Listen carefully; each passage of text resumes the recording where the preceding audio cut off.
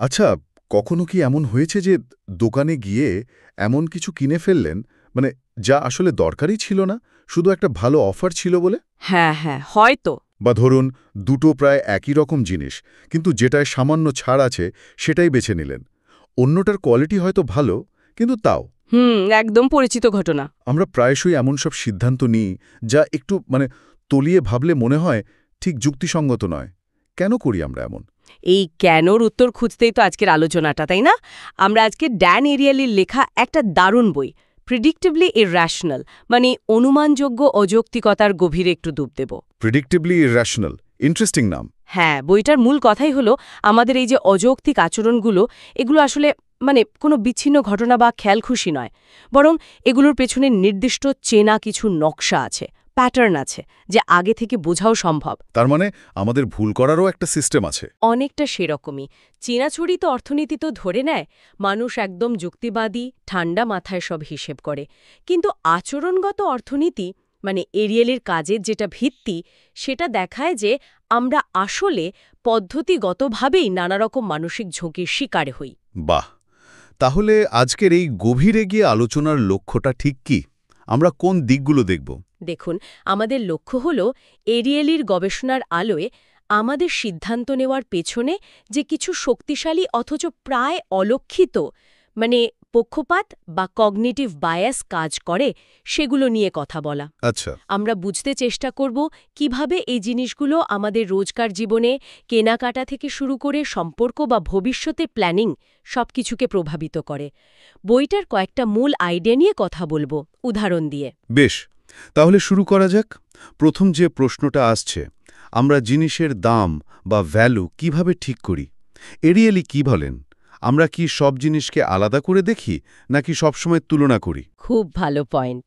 এরিয়েলির মতে আমরা প্রায় কোনো কিছুই তার নিজের যোগ্যতায় বিচার করি না, সব কিছুই দেখি আসলে তুলনার নিরিখে। তুলনা করে? হ্যাঁ, কোনো জিনিসের দাম আমাদের কাছে অ্যাবসলিউট নয়, রিলেটিভ, আপেক্ষিক। আমরা আসলে জানি না কোনো কিছুর আসল দাম কত, বা সেটা কতটা ভালো, যতক্ষণ না অন্য কিছুর পাশে রেখে দেখছি। আর এই তুলনার মানসিকতাটাই বিক্রেতারা কাজে লাগান। ওই যে ডিকয় অপশনের কথা হয়তো শুনে থাকবেন। Decoy option? হ্যাঁ, শুনেছি। এটা ঠিক কি? একটা উদাহরণ দিলে মনে হয় ভালো হয়। ধরুন আপনি একটা ম্যাগাজিনের সাবস্ক্রিপশন কিনবেন। দুটো অপশন আছে, শুধু অনলাইন ভার্সন, বছরে ধরুন ৫,০০০ টাকা। আচ্ছা।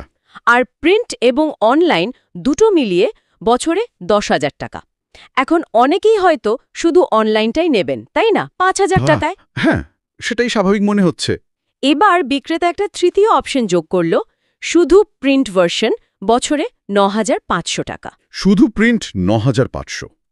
এটা তো কেউ নেবে বলে মনে হয় না। ঠিক, এই তৃতীয় অপশনটাই হলো ডেকয়। এটা আসলে কেউ কিনবে না, কিন্তু এটা রাখার ফলে কি হলো, ওই যে ১০,০০০ টাকায় প্রিন্ট আর অনলাইন দুটোই পাওয়া যাচ্ছিল, হ্যাঁ, সেটা হঠাৎ করে খুব আকর্ষণীয় মনে হতে শুরু করল। কারণ ৯,৫০০ টাকায় শুধু প্রিন্ট পাওয়ার চেয়ে ওটা তো অনেক ভালো ডিল। এই ডেকয় অপশনটা আসলে রাখা হয়েছে শুধু ১০,০০০ টাকার প্যাকেজটাকে লোভনীয় করে তোলার জন্য। ও আচ্ছা, বুঝতে পারছি। মানে একটা কম কাজের অপশন রেখে আমাদের পছন্দকে অন্যদিকে ঠেলে দেওয়া হচ্ছে। একদম। এই যে বললেন দামের ধারণাটা আপেক্ষিক, এর সাথে কি প্রথম যে দামটা শুনি সেটার কোনো প্রভাব আছে? মানে অ্যাঙ্কারিং যাকে বলে। অবশ্যই আছে। একেই তো বলে অ্যাঙ্কারিং, নোঙর ফেলা আর কি। কোনো নতুন জিনিস বা অভিজ্ঞতার ক্ষেত্রে প্রথম যে দাম বা তথ্য আমাদের সামনে আসে, সেটাই আমাদের মনে একটা নোঙরের মতো গেঁথে যায়। পরে যখন আমরা ওই জিনিস বা একই ধরনের অন্য জিনিসের দাম বিচার করি, তখন অবচেতনভাবেই ওই প্রথম দামটার আশপাশে ঘোরাফেরা করি, এমনকি যদি সেই প্রথম দামটার কোনো যৌক্তিক ভিত্তি না থাকে। তার মানে প্রথম ইমপ্রেশনটাই একটা মাপকাঠি হয়ে দাঁড়াচ্ছে। ঠিক তাই। আর এই অ্যাঙ্কারিং কিন্তু শুধু প্রথম কেনাকাটার ক্ষেত্রেই নয়, আমাদের অভ্যাসের ক্ষেত্রেও কাজ করে। এরিয়ালি একে বলছেন সেলফ হার্ডিং। Self herding? নিজের তৈরি করা পথেই চলা? হ্যাঁ, অনেকটা তাই। ধরুন একদিন কোনো এক নতুন ক্যাফেতে গিয়ে কফি খেলেন, দামটা হয়তো একটু বেশিই লাগলো, কিন্তু কফিটা ভালো। আচ্ছা। পরের বার যখন কফি খেতে ইচ্ছে করবেন, আপনি হয়তো অন্য ক্যাফে খুঁজবেন না বা দাম তুলনাও করবেন না, আবার ওই প্রথম ক্যাফেতেই চলে যাবেন, কারণ আপনার প্রথম সিদ্ধান্ত আর অভিজ্ঞতাটাই আপনার কাছে অ্যাঙ্কার হয়ে গেছে। ওই প্রথম সিদ্ধান্তটাই অভ্যাসের জন্ম দেয়। এটা তো ঠিক। অভ্যাসের বশে আমরা অনেক কিছুই আর প্রশ্ন করি না, তাই না? আচ্ছা, এই প্রসঙ্গে আরেকটা মজার জিনিস, ফ্রি, বিনামূল্যে পাওয়ার জিনিসের প্রতি আমাদের একটা সাংঘাতিক টান। কেন এমন হয় বলুন তো? হ্যাঁ, ফ্রি শব্দটার একটা কি বলে জাদু আছে। এরিয়েলের গবেষণা দেখায় ফ্রি এর আকর্ষণ এতটাই বেশি যে এটা আমাদের যুক্তিবোধকে প্রায় থামিয়ে দেয়। থামিয়ে দেয়। হ্যাঁ, আমরা এমন জিনিসও নিয়ে নিই যা আমাদের কোনো কাজেই লাগবে না, শুধু সেটা ফ্রি পাওয়া যাচ্ছে বলে। ধরুন দুটো অফার, একটা 10 টাকার ভালো চকলেট মাত্র 1 টাকায়, আর একটা 1 টাকার সাধারণ লজেন্স একদম ফ্রি। হুম। যুক্তির বিচারে তো 10 টাকার জিনিস 1 টাকায় পাওয়া অনেক লাভ, কিন্তু দেখবেন অনেকেই বিনামূল্যের লজেন্সটাই নেবেন। তাই নাকি? তার মানে শূন্য খরচ, জিরো কস্ট, এই আইডিয়াটাই এত লোভনীয় যে আমরা লাভ ক্ষতির হিসেব গুলিয়ে ফেলি। একদম। ফ্রি শব্দটা শুনলেই আমাদের ব্রেনের যুক্তির অংশটা যেন একটু ঝিমিয়ে পড়ে।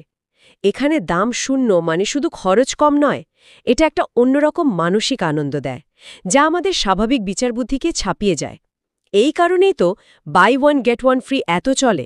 দ্বিতীয়টা দরকার না হলেও এটা সত্যি ভাবার মতো ব্যাপার। আচ্ছা, আমরা তো এতক্ষণ অর্থনৈতিক সিদ্ধান্তের কথা বললাম। আমাদের সামাজিক সম্পর্কগুলোর কি হবে? সেখানে কি কোনো নিয়ম কাজ করে? মানে সেগুলো কি শুধুই লেনদেনের হিসেব? এখানে দুটো একেবারে আলাদা জগতের কথা বলেছেন। নিয়মের সেট একটা হলো সামাজিক নিয়মের জগৎ, মানে সোশ্যাল নর্মস। আচ্ছা, সোশ্যাল নর্মস। এই জগতে থাকে বন্ধুত্ব, ভালোবাসা, সাহায্য করা, সৌজন্য, এইসব। এখানে লেনদেনের ভিত্তি টাকা নয়, বরং অনুভূতি, দায়বদ্ধতা, বিশ্বাস।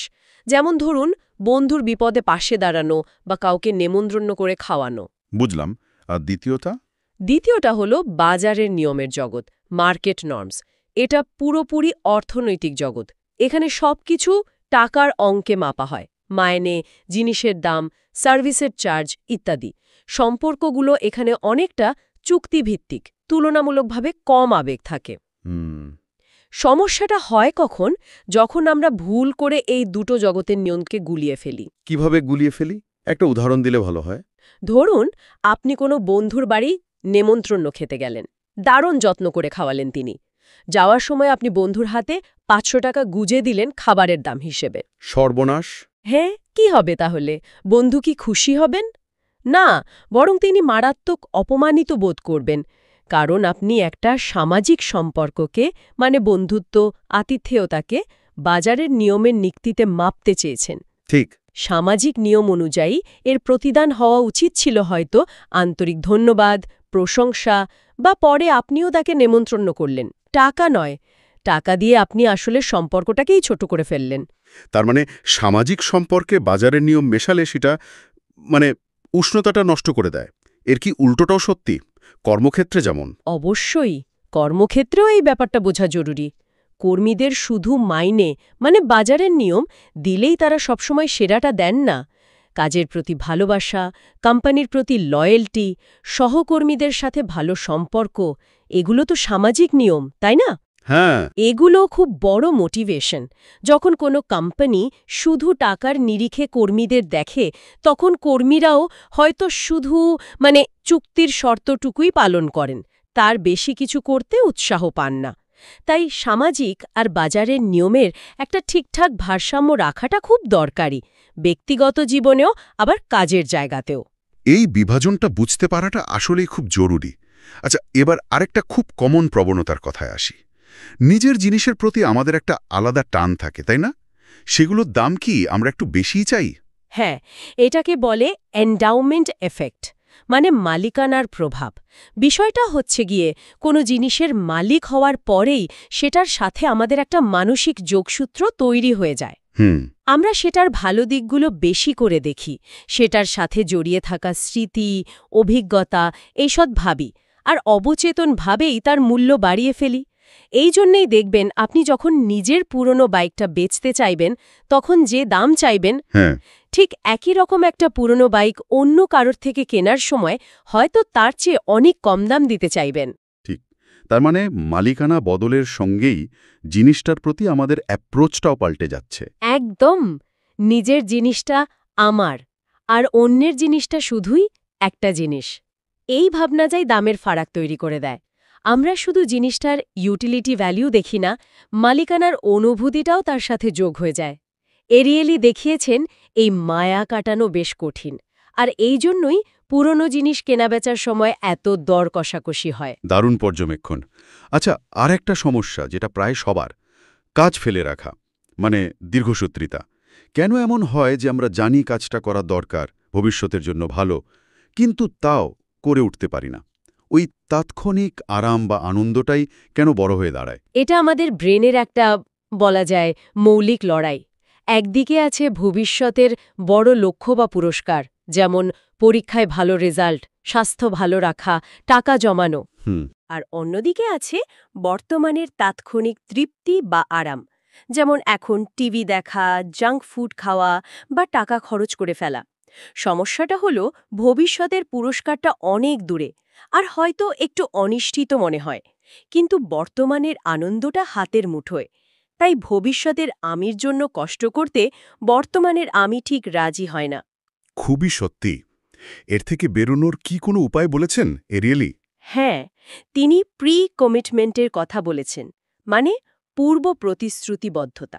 Pre commitment. হ্যাঁ, এর মানে হল ভবিষ্যতের আলসেমি বা লোভের হাত থেকে বাঁচতে আগে থেকেই নিজের জন্য কিছু নিয়ম বা বাধা তৈরি করে রাখা। যেমন পরীক্ষার আগে চাপ না এলে পড়তে বসেন না, হ্যাঁ, হয়তো। তাহলে বন্ধুদের সাথে বাজি রাখুন যে নির্দিষ্ট সময়ের মধ্যে সিলেবাস শেষ না করলে ফাইন দেবেন। অথবা সকালে দৌড়াতে যাওয়ার ইচ্ছে করে না, তাহলে দৌড়নোর সঙ্গীর সাথে কথা দিয়ে রাখুন যাতে তার কাছে জবাবদিহি করতে হয়। এই যে জিমে একবারে বেশি টাকা দিয়ে ভর্তি হয়ে যাওয়া, এটাও কিন্তু এক ধরনের প্রিকমিটমেন্ট। টাকা নষ্ট হবে ভেবেও অনেকে যায়। নিজেকেই নিজের নিয়মে বেঁধে ফেলা আর কি। বেশ কাজের কৌশল মনে হচ্ছে। হ্যাঁ, নিজেকে ভালো অর্থে নিয়ন্ত্রণ করার চেষ্টা। আচ্ছা, সবশেষে আসি প্রত্যাশার কথায়। আমরা যা আশা করি বা বিশ্বাস করি, সেটা কি আমাদের অভিজ্ঞতাকে সত্যিই পাল্টে দিতে পারে? মারাত্মকভাবে পারে। একে বলে এক্সপেকটেশন এফেক্ট, মানে প্রত্যাশার প্রভাব। কোনো জিনিস বা অভিজ্ঞতা নিয়ে আমাদের মনে যদি আগে থেকে একটা ধারণা তৈরি হয়ে থাকে, সেটা দাম শুনে হোক, ব্র্যান্ড দেখে হোক বা অন্য কারোর কথায় হোক, তাহলে আমাদের অভিজ্ঞতাটাও সেই ধারণা অনুযায়ী পাল্টে যেতে পারে। আমরা যা বিশ্বাস করি সেটাই অনেক সময় আমাদের কাছে সত্যি হয়ে ওঠে। এটা কি অনেকটা প্লেসিবো এফেক্টের মতো, যেটা ওষুধের ক্ষেত্রে শোনা যায়? একদম। প্লেসিবো এফেক্টও তো এটাই। কোনো কার্যকারিতা না থাকা সত্ত্বেও শুধু বিশ্বাস থেকে ওষুধ কাজ করছে বলে মনে হওয়া।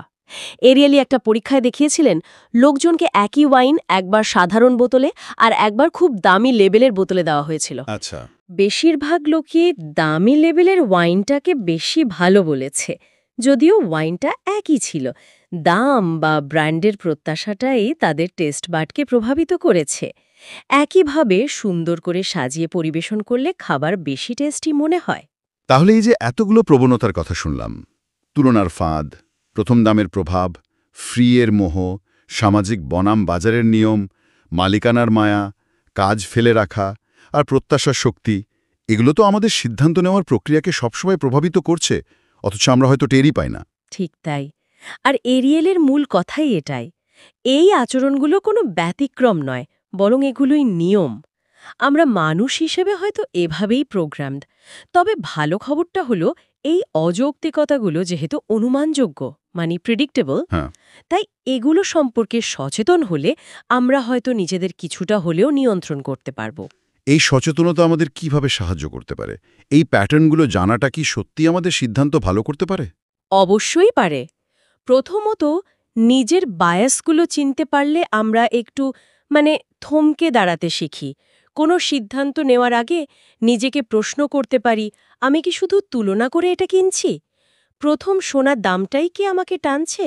এটা কি সত্যিই দরকার, নাকি শুধু ফ্রি বলে নিচ্ছি? এই প্রশ্নগুলোই আমাদের আরও একটু যুক্তিসঙ্গত করে তুলতে পারে। দ্বিতীয়ত, এই জ্ঞান ব্যবহার করে আমরা আমাদের পরিবেশ বা পরিস্থিতি এমনভাবে সাজাতে পারি যাতে ভালো সিদ্ধান্ত নেওয়া সহজ হয়। যেমন ওই যে প্রি কমিটমেন্ট কৌশল ব্যবহার করে প্রোক্রাস্টিনেশন কমানো, বা কেনাকাটার সময় অ্যাঙ্কারিং এড়াতে আগে থেকে বাজেট ঠিক করে রাখা। এমনকি যারা পলিসি বানান তারাও এই ধারণাগুলো কাজে লাগিয়ে মানুষের উপকারে আসে এমন নীতি তৈরি করতে পারেন। তার মানে মূল উপলব্ধিটা হলো আমরা হয়তো যুক্তিবাদী রোবট নই। আমরা মানুষ, আর আমাদের আচরণে অনুমানযোগ্য অযৌক্তিকতা থাকবেই। কিন্তু এই প্যাটার্নগুলো বুঝতে পারাটাই হয়তো সেই অযৌক্তিকতার প্রভাব কিছুটা কমানোর প্রথম ধাপ। একদম। জ্ঞানই এখানে শক্তি। নিজের দুর্বলতাগুলো চিনতে পারলে সেগুলোকে সামলানোর পথও বের করা যায়। একেবারে যুক্তিবাদী হয়তো আমরা হতে পারবো না, কিন্তু একটু কম অযৌক্তিক অবশ্যই হতে পারি। আলোচনাটা সত্যি অনেক কিছু নতুন করে ভাবালো। আমরা দেখলাম আপেক্ষিকতা থেকে শুরু করে প্রত্যাশা পর্যন্ত কত রকমের মানসিক চালক আমাদের অবচেতনে কাজ করে চলেছে। আমাদের পছন্দ অপছন্দ, সিদ্ধান্ত সবকিছুকেই নিয়ন্ত্রণ করছে, প্রায়শই অযৌক্তিক কিন্তু আশ্চর্য রকমভাবে অনুমানযোগ্য পথে। এটাই হয়তো সবচেয়ে বড় টেকঅ্যাওয়ে, তাই না? আমাদের অযৌক্তিকতাগুলো র্যান্ডম নয়, এর মধ্যেও একটা প্যাটার্ন আছে। আর সেই প্যাটার্নটা ধরতে পারাটাই সেলফ ইমপ্রুভমেন্টের একটা বড় সুযোগ। এই আলোচনার শেষে একটা প্রশ্ন রেখে যাই তাহলে। এখন যেহেতু আমরা এই মানসিক পক্ষপাতগুলোর বিষয়ে জানলাম আর বুঝলাম যে এগুলো আমাদের মধ্যে বেশ গভীরভাবে আছে, তাহলে প্রশ্ন হলো, আমরা কি সত্যিই সচেতন চেষ্টা দিয়ে দৈনন্দিন জীবনে এগুলোর প্রভাব কাটিয়ে উঠতে পারি? নাকি এই অনুমানযোগ্য অযৌক্তিকতার নকশাগুলো এতটাই শক্তিশালী যে আমরা চিরকালই এগুলোর দ্বারা কম বেশি চালিত হতে থাকব? উত্তরটা হয়তো অত সহজ নয়, ভাবার মতো প্রশ্ন।